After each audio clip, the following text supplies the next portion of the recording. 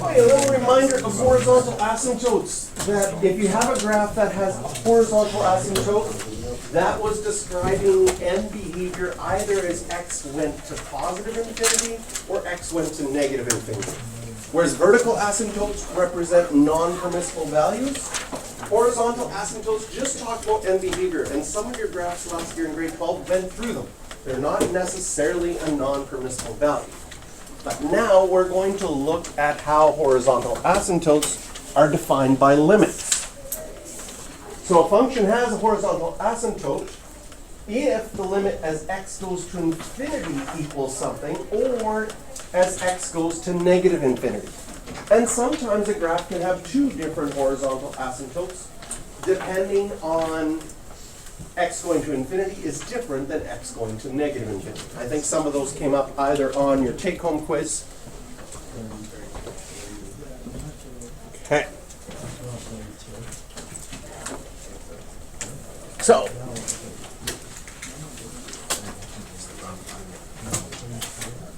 right, we learned from last year that if you look at the highest power and they were exactly the same, that you would have a horizontal asymptote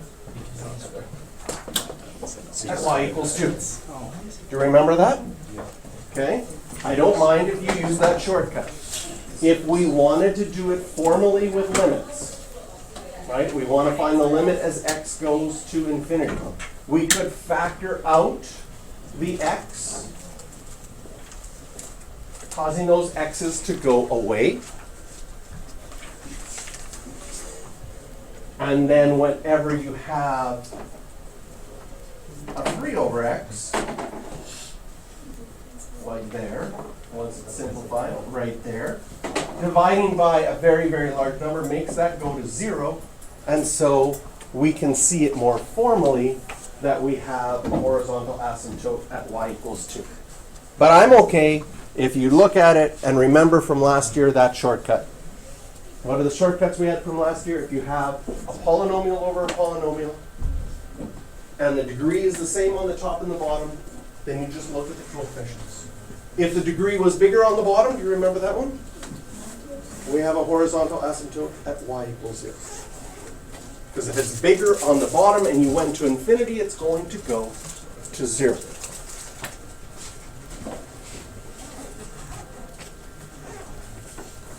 All right. So let's do shortcut first. What's the biggest power? The n cubed.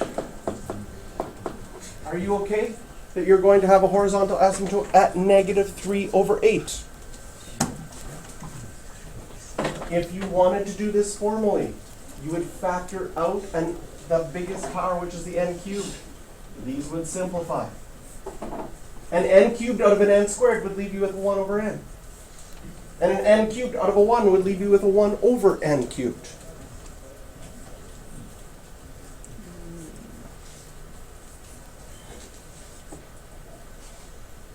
And then the 1 over n will go to 0. The 1 over n cubed would go to 0. And you get exactly the same thing.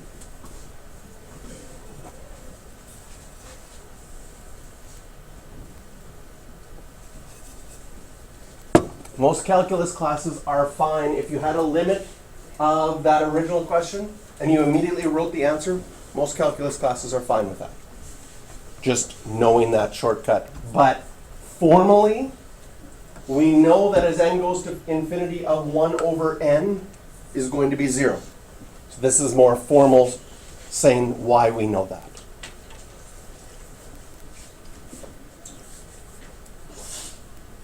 Right, here's a shortcut. Degree is larger in the denominator, then right here we have an x cubed, and on the top the biggest we have is an x. So if you looked at the highest powers, this acts like a 1 over x squared graph. And as x gets really, really big, you're going to have a horizontal asymptote at y equals 0. So anytime the degree is larger in the denominator, the bottom is getting bigger faster than the top, you will get a horizontal asymptote at y equals 0. If the degree is the same, right? That's what we're talking about. You just look at the coefficients. So the highest degree is an x to the 5. And so you can go directly to y equals -3/7.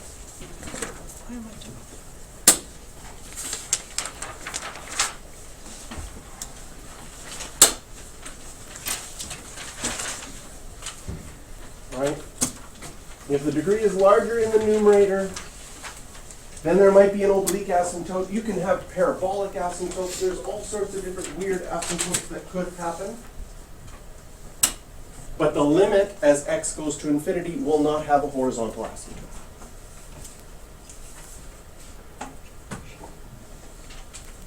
But now we'll get into some ones that are like a little bit different. And we saw these on the AP Classroom videos. Interesting things happen with square roots and with absolute values. Not interesting? You don't like them? No, don't like them. Okay? Find the horizontal asymptotes. So we need to check the limit as x goes to positive infinity. And again, if you want to do it mathematically, the highest power is the x, so we take the x out of the top. To take an x out of here, it's like taking out the square root of x squared.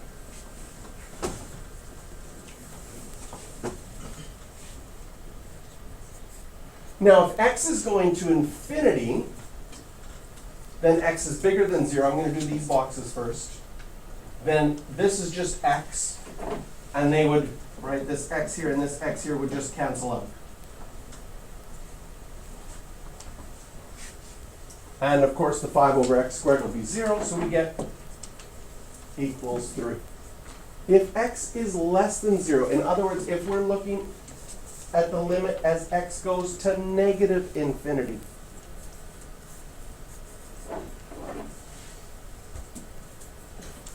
the top will be negative. The bottom, maybe we make a note, a square root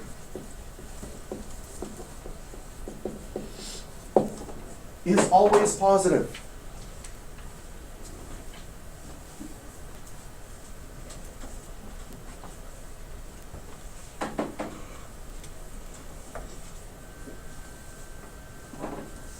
Okay, so technically, maybe I'll write an extra step in here. Limit as x goes to negative infinity of 3x over, when you square root an x squared, technically you should write it as the absolute value of x.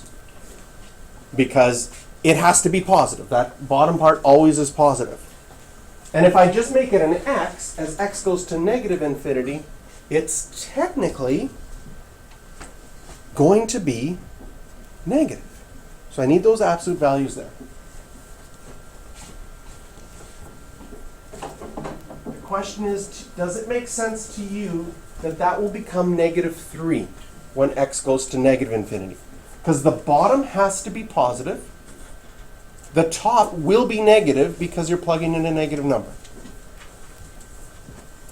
So we can actually think of this as like a negative x on the top and a positive x on the bottom. When they cancel out, you would be left with that negative sign. And our second asymptote is at y equals negative.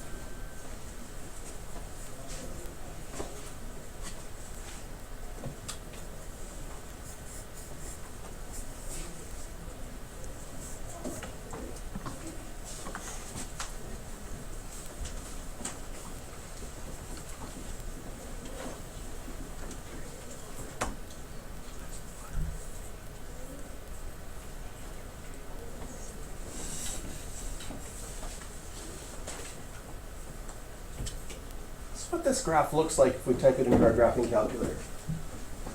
And technically there's an asymptote here at -3 and one here at 3.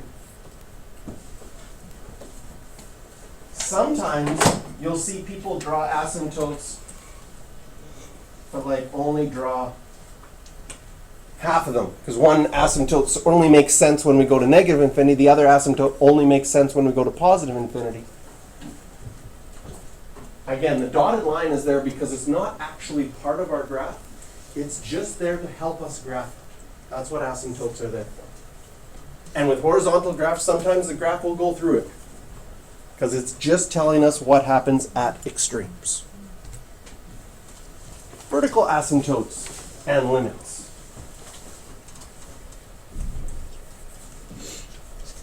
So we've known vertical asymptotes by having non-permissible values.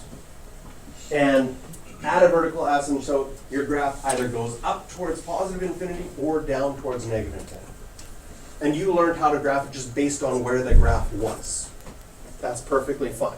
With limits, what this will show is that if something has a vertical asymptote at a value, then the limit as you go to that value from the right side will either go to plus or minus infinity. And the limit as you go to that value from the left side will also go to plus or minus infinity. Sometimes you had an asymptote where they both went up, like the volcano graph, 1 over x squared graph. They both go to positive infinity. But other times, one goes up and one goes down. So we can show vertical asymptotes using limits as well.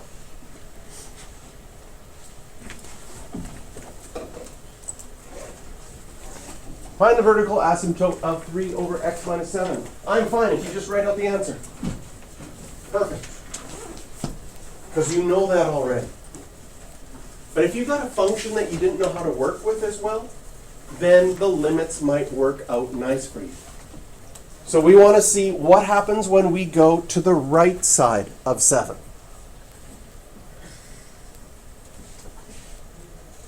Now, if you plug in 7, the bottom is going to get really, really close to 0. It's going to approach 0. But it's going to approach 0 with the plus sign as a very tiny positive number. Right? If I plugged in 7.001 and subtracted 7, I'd get really close to 0, but be slightly positive. So that's why this goes to positive infinity. If I plug in 7 from the left side, like a 6.999, and I subtracted 7, I'm going to get a very small negative number.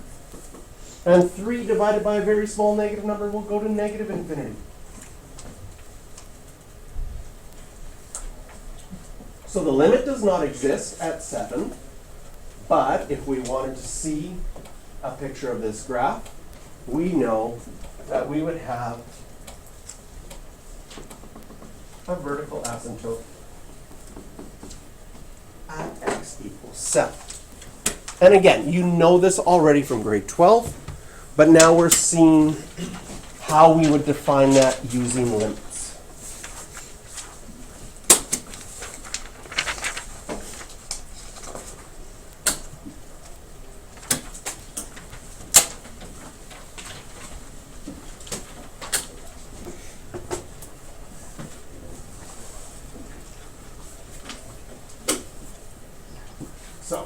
From last year, as x goes to 2, you would know that that's going to be a vertical asymptote because that's a non-permissible value, and that non-permissible value doesn't cancel out. So it's not going to be a whole. How do we know if this goes to positive infinity or negative infinity? Last year you would have graphed it, and after graphing it, you would have seen which way it goes. Okay? This is going to go to negative infinity. Can you see why? Whether you go from the left side or the right side, what happens to the bottom? The bottom is going to get close to 0 but be squared, which will make it close to 0 but positive. Does it make sense that this bottom, by being squared, will always be positive? The top of my fraction is going to be a negative 1, no matter what x gets close to. The top is always negative. A negative divided by a positive number will always be negative. This is getting close to 0 on the bottom, so the limit, we would say, exists at negative infinity, because both sides go to negative infinity. If one side goes to negative infinity, the other side to positive infinity, then we would say the limit does not exist. But if both go to positive infinity or both go to negative infinity, we will describe that. So no matter which side you go to, you get a small positive number on the bottom. And then if we draw this graph, we can see the asymptote, and we can see that the graph goes down to negative infinity for both.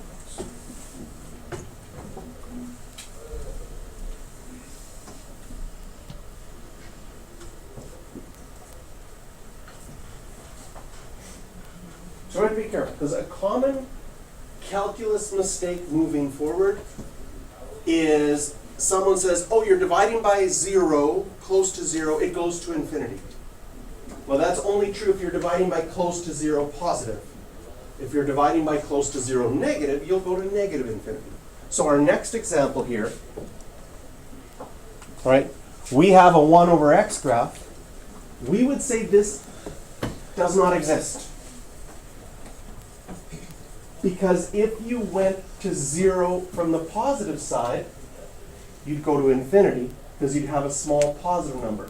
But if you went to 0 from the negative side, you'd have a small negative number. When the left side and the right side do not match, we say the limit does not exist.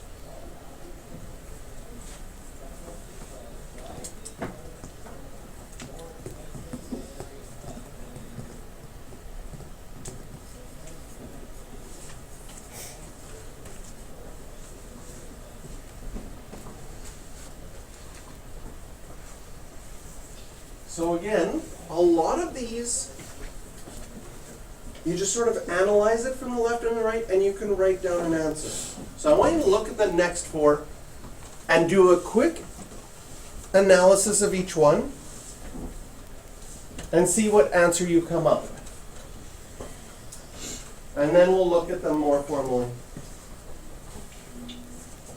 But I want you to get sort of into the sense of like, you can do a lot of these limits in your head. Let's see how things went. As you go to negative 2 from the minus side, do you see the top will always be positive? And the bottom?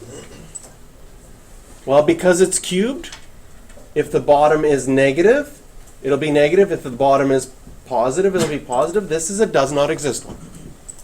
There's our picture of our graph.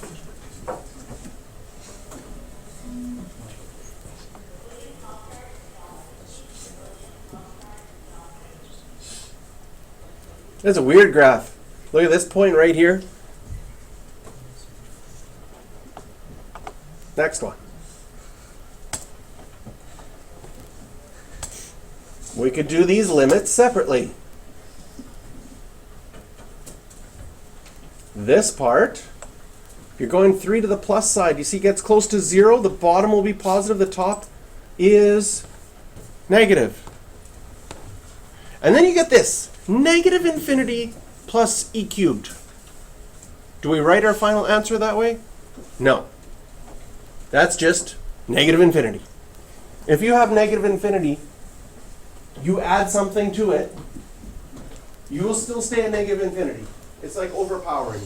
Negative infinity plus a billion? That's still negative infinity. Is it a bigger infinity? Well, if you add an infinity to a negative infinity, then that could cause interesting things to happen. And it depends, yes. There are some infinities that are bigger than other infinities. And I have a mathematician that looked into that. And it's actually a really sad story. His name is Georg Cantor. And he was studying infinities, which a lot of people don't understand to begin with. Infinity is kind of hard to grasp. And he discovered there were different levels of infinity. And all the mathematicians in the world at that time basically said, you're crazy. The stuff you're doing makes no sense. You're just like, you're crazy. And the sad thing is that being told he was crazy basically his entire life he did check into an insane asylum in the later years of his life. Because he was told crazy his whole life, he basically went crazy. Okay? And then after he died, all of a sudden people are like, actually the math that he did is amazing. And it, like, I'm not going to say it makes sense because it's hard to fathom infinities, but it actually makes sense. And what he discovered helped solve some higher level problems that couldn't be solved before. But it's kind of sad that during his lifetime, he wasn't acknowledged for that. Anyways, infinities. Some crazy things for infinities. At infinity, things go weird. Like Mr. LaFrance was telling me today, he looked up something where you added up all the natural numbers that have existed. You'd think that should be infinity, but apparently someone proved it gets really close to 1 over 12. Negative 1 over 12? There you go. And it actually works. It's like, what? There's some weird math out there. All right, this one. How did you do on this one? Did you get that if you go from the left side, it's not possible because you can't 4th root a negative. From the right side, it's going to be 0. So the actual limit then is, didn't that? I don't know if you can, does not exist. I don't know if you can pronounce it. Didn't?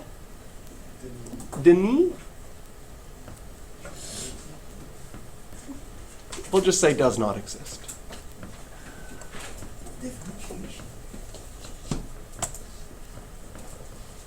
X goes to -5. One side is negative infinity, the other side positive infinity. So we get does not exist.